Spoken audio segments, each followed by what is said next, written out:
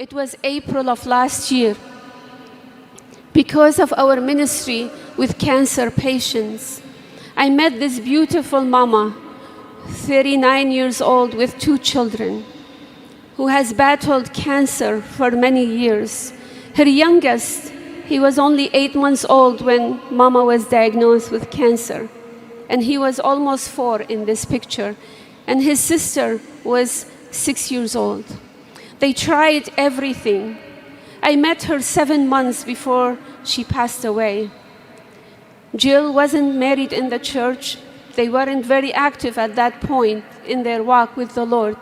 But those 7 months became, again, a turning point in her life and faith journey. The divine mercy became everything to her. She held that blanket with her everywhere, every hospital visit, every treatment, every trip. She clothed herself with divine mercy blanket.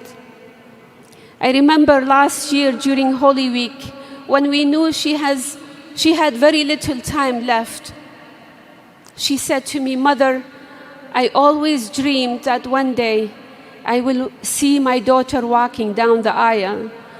I didn't think that will never happen."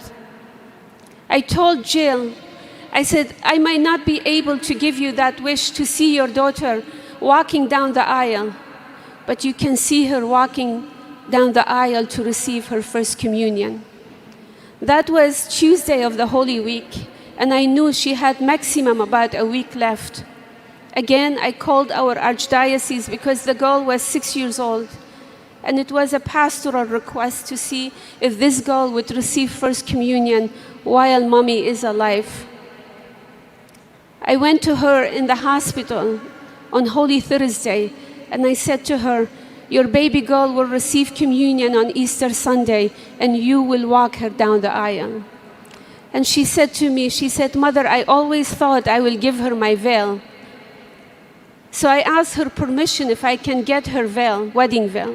I went to her home and I got the wedding veil, and I cut piece of it and made a veil for her daughter for her first communion. I hang it in her hospital room, and I prayed that she will make it through Easter Sunday.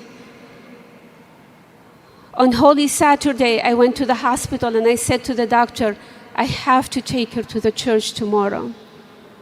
I brought her home Saturday night, and Sunday morning she dressed her baby girl and she put that veil on her. She ended up walking her down the aisle even though she was in a wheelchair. Few days later, Jill took her last breath after her children came and gave a kiss of goodbye to mommy. Again, yes, Jill didn't receive the miracle of life on this side of heaven, but I do believe, and her family believe, that Jill received the gift of life and have it abundantly in heaven because of her faith and the faith of her family. And I want you to join me today to give thanks to God for the miracle, Eucharistic miracle that happened in the life of this woman. When her husband approached me just a couple weeks ago, who is not Catholic, and said, "Mother, can I start RCAA and become Catholic?"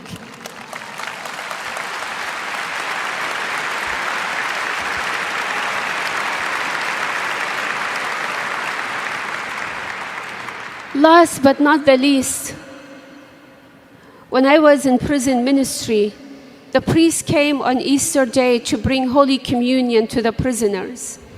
And as he gave Holy Communion to one of the prisoners who was a little bit mentally disturbed, I noticed the prisoners didn't receive the Holy Eucharist, but he put it in his pocket. And I was so anxious and worried, so I ran toward him. And I said, "Please, if you don't want to receive the Eucharist, give him to me." And he noticed I had a Bible in my hand. So he said to me, "If you give me the book, I will give you the Eucharist." And I couldn't wait to get the Eucharist back. So I extend my hand to pass the book to him. And I said, "You can take it, but please just give me the Eucharist." As he held on the book, he put his other hand in his pocket and he received the Holy Eucharist. And then he starts spinning around the room and saying, I have him. Nobody can take him away from me. I have him. Nobody can take him away from me.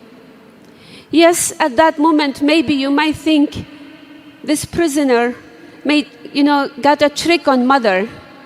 He got the book and he got the Eucharist. But when I think about it, my brothers and sisters, we Catholics, members of the Holy Roman Catholic Church, we are so blessed to have the Eucharist every day at Mass, at every chapel, to adore him, to praise him, to honor him. In a way, we all can say, we have him and nobody can take him away from us. We have him and nobody can take him away from us.